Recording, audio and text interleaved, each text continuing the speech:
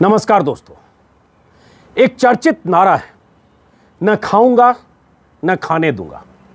इस नारे को किसने बुलंद किया था? नरेंद्र मोदी ने। कब बुलंद किया था? 2014 के चुनाव के पहले। अपनी रैलियों में मोदी कहते थे, न खाऊंगा न खाने दूंगा।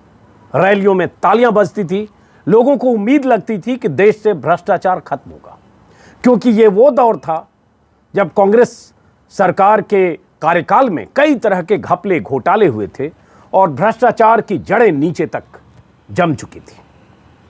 लेकिन क्या बीते 6.5 साल में, नरेंद्र मोदी के दूसरे कार्यकाल के भी 1.5 साल हो चुके, इतने सालों में क्या देश में भ्रष्टाचार कम हो गया, खत्म हो गया? क्या है आंकड़ा? अभी ट्रांसपेरेंसी इंटरनेशनल की एक रिपोर्ट आई है। आज के टाइम्स ऑफ इंडिया में उस रिपोर्ट का जिक्र है। उस रिपोर्ट के हवाले से मैं कुछ फैक्ट आपके सामने रखता हूं। और भ्रष्टाचार का मतलब सिर्फ ये नहीं होता है बड़ी मछलियां, बड़े लोग, बड़े कॉरपोरेट घराने, बड़ी डील्स। भ्रष्टाचार का मतलब नीचे तक जो भ्रष्टाचार है वो भी होता है, क्योंकि आम आदमी देश में हर रोज लाखों करोड़ों लोग उसी भ्रष्टाचार का सामना करते हैं।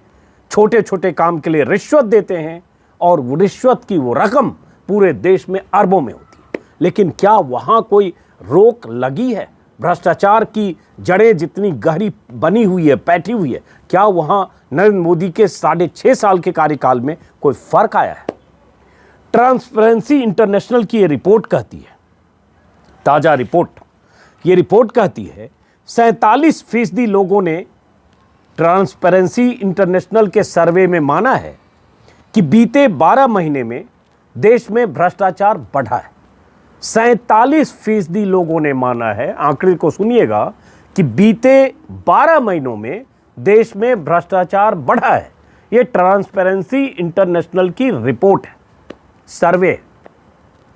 हालांकि यह अलग बात है कि 62% लोगों ने यह भी माना कि सरकार ने भ्रष्टाचार रोकने की कोशिश की है। लेकिन अगर मतलब निकाले तो जो फील गुड फैक्टर था 6.5 साल पहले, जिससे लगता था कि भ्रष्टाचार देश में बहुत काबू में आ जाएगा, वो फैक्टर खत्म हुआ। लोगों को थोड़ा भरोसा अभी भी है, लेकिन भ्रष्टाचार के नंबर्स की बात करें तो भ्रष्टाचार बढ़ा है। अब इसको जरा आंकड़े को समझने की कोशिश करें दोस्तों। इस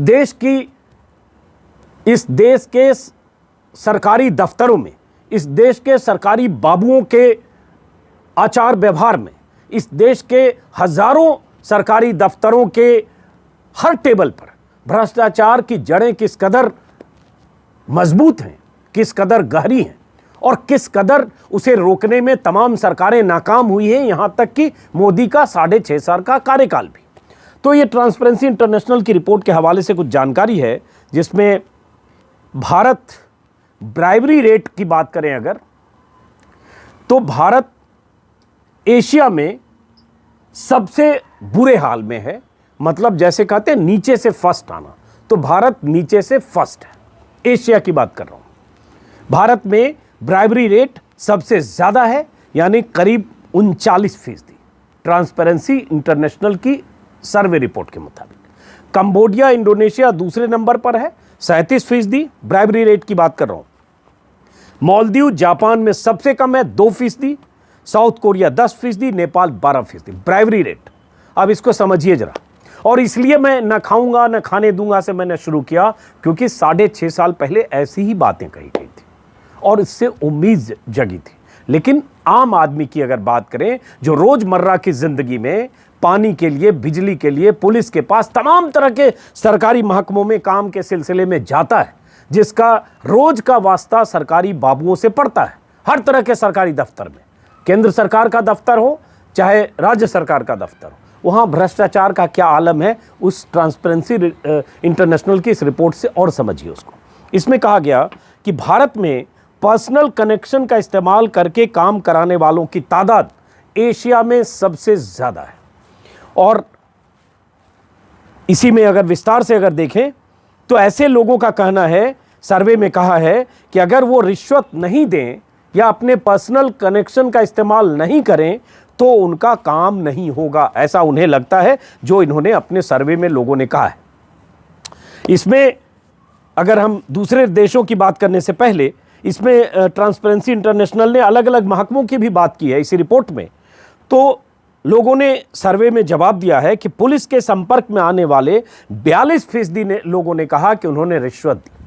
अब ये पुलिस स्टेट अफेयर है, हर राज्य की पुलिस में करप्शन, भ्रष्टाचार का पैमाना अलग हो सकता है, और मैं कहूँगा इसके लिए मोदी कोई जिम्मेदार नहीं है, लेकिन पूरे पॉलिटिकल सिस्टम, पूरे जो राज्य सरकारें कैसे काम करती है, केंद्र कैसे काम करता है, और कैसे नीचे तक, ऊपर से नीचे तक कैसे भ्रष्टाचार की पूरी चेन बनी है, सवाल वहाँ है और उसको समझने की ज़रूरत है।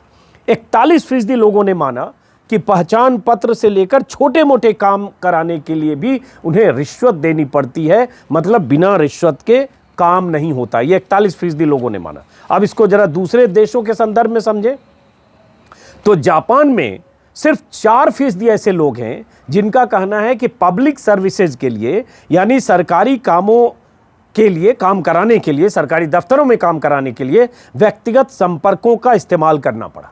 लेकिन भारत में 46% लोगों को पर्सनल कनेक्शन का इस्तेमाल करना पड़ा। उसमें पैसा भी है, कॉन्टैक्ट भी है, सिफारिश भी है।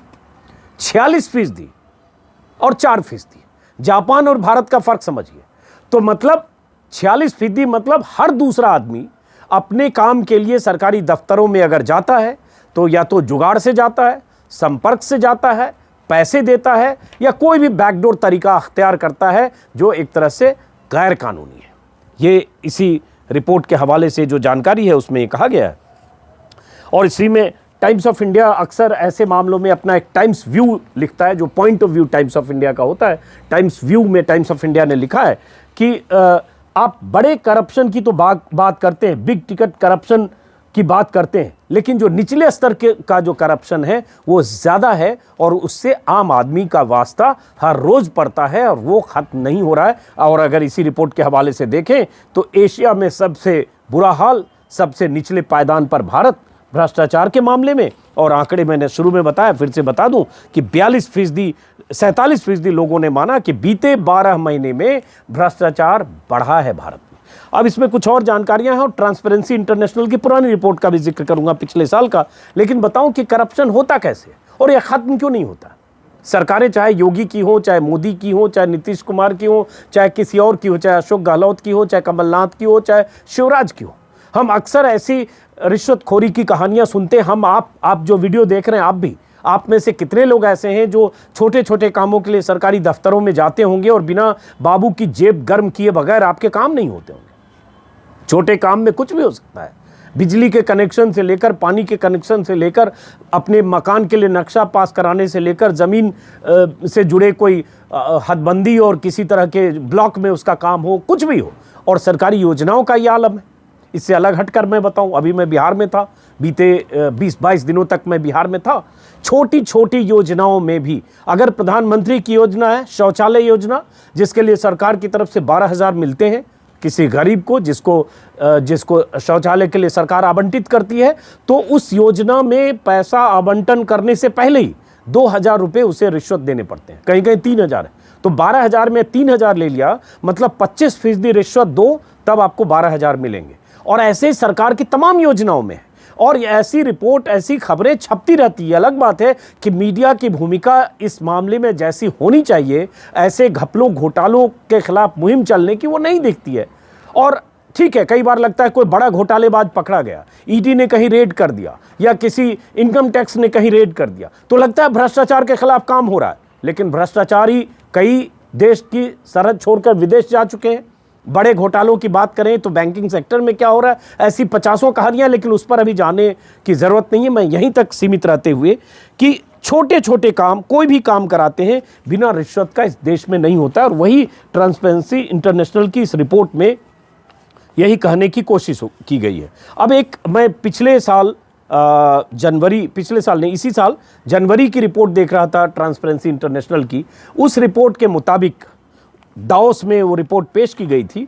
उस रिपोर्ट में भी यही कहा गया है कि भ्रष्टाचार अनुभव सूचकांक, करप्शन परसेप्शंस इंडेक्स, CPI बोलते हैं इसको, करप्शन परसेप्शंस इंडेक्स, इसमें भी भारत 180 देशों में 80वें नंबर पर है।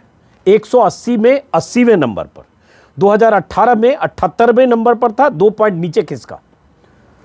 और दावोस में रिपोर्ट जारी की गई थी, इसमें डेनमार्क और न्यूजीलैंड टॉप पर थे, यानी दुनिया के ईमानदार देशों में डेनमार्क और न्यूजीलैंड। बाकी देशों की बात करेंगे तो Finland, Singapore, Sweden, Switzerland, Norway, Netherland, German, Luxembourg इस सूचकांक में टॉप 10 पर, मतलब ईमानदार देशों की लिस्ट में टॉप 10 पर। इसमें होता यह है कि इस इंडेक्स में जितना ऊपर जाएंगे उतने ईमानदार, जितने नीचे जाएंगे उतने बेईमान। तो भारत 80 के आसपास उस लिस्ट में 180 देशों में। हालांकि ये खुश हो सकते हैं बहुत सारे राष्ट्रवादी कि पाकिस्तान 120 पर है। तो ये एक बड़ा मसला है इस देश के लिए, करप्शन। और इसी रिपोर्ट में जो मैं 2010 जनवरी की रिपोर्ट की बात कर रहा हूँ, इसमें बहुत सारी जानकारियाँ हैं कि किस किस लेवल पर भारत में भ्रष्टाचार बढ़ा है। इसी में कहा गया था कि भारत और ऑस्ट्रेलिया जैसे देशों में चुनावी फंडिंग अपारदर्शी होने, सरकारी निर्णय में रसूख वाले लोगों की दखलंदाजी, ताकतवर कॉरपोरेट समूहों की लॉबिंग की वजह से भ्रष्टाचार पर नियंत्रण नहीं हो पा रहा है। और भी तरह के राजनीतिक दलों का इंटरफेरेंस, राजनीतिक दलों जिस ढंग से चुनाव में अरबों खर्च करके चुनाव लड़ते हैं, बहुत सारे फैक्टर हैं जिसकी वजह से ऊपर से नीचे तक भ्रष्टाचार कहीं से नियंत्रित होता नहीं दिख रहा है। हाँ, आप अगर ये कहें कि 2012, 11, 13 में कोल घोटाले, 2G घोटाले, CWG घोटाले हो रहे थे, वो नहीं दिख रहे हैं, अलग बात है। लेकिन वो बड़ी मछलियों का सवाल है। जनता हर रोज ऐसे घोटालों ने ऐसे भ्रष्टाचार के मामलों का सामना जनता का पड़ता है जहां भ्रष्टाचार बढ़ा है। इस रिपोर्ट के हवाले से मकसद सिर्फ ये था, चूंकि आज टाइम्स ऑफ इंडिया में खबर छपी है और कहीं ये जानकारी है भी नहीं, तो आपको ये पता चले कि किस तरह से देश में किस किस सेक्टर में कैसे कैसे भ्रष्टाचार है। और कुल मिलाकर लब्बो-लुआब इसका ये है कि घूसखोरी में भारत एशिया में नीचे से फर्स्ट है। नीचे से फर्स्ट मतलब घूसखोरी में, करप्शन में भारत एशिया में नंबर 1 है। ये ट्रांसपेरेंसी इंटरनेशनल की रिपोर्ट, सर्वे रिपोर्ट के हवाले से है। भारत में मोदी सरकार के 6.5 साल हो चुके। 1 दर्जन से ज़्यादा राज्यों में एनडीए की सरकार है। बिहार से लेकर, यूपी से लेकर, राजस्थान से लेकर, अलग अलग देश के अलग अलग हिस्सों में, कर्नाटक से लेकर असम तक, पूर्वोत्तर तक। तो भ्रष्टाचार इस देश में कमता नहीं दिख रहा है। ये अलग बात है कि सरकारें जब सत्ता में आना चाहती है, जब चुनावी सरकारें या राजनीतिक दल जब चुनावी रैलियों में होते हैं तो भ्रष्टाचार मिटाने की बात करते हैं, लेकिन दरअसल भ्रष्टाचार मिटना तो छोड़िए, भ्रष्टाचार कम होने का नाम नहीं ले रहा। फिलहाल इस वीडियो को यहीं खत्म करते हैं दोस्तों, फिर मुलाकात होगी। और अगर आपने मेरे इस YouTube चैनल को सब्सक्राइब नहीं किया तो सब्सक्राइब करें, अच्छा लगेगा, मेरी बात ज़्यादा से ज़्यादा लोगों तक पहुंचेगी। नमस्कार।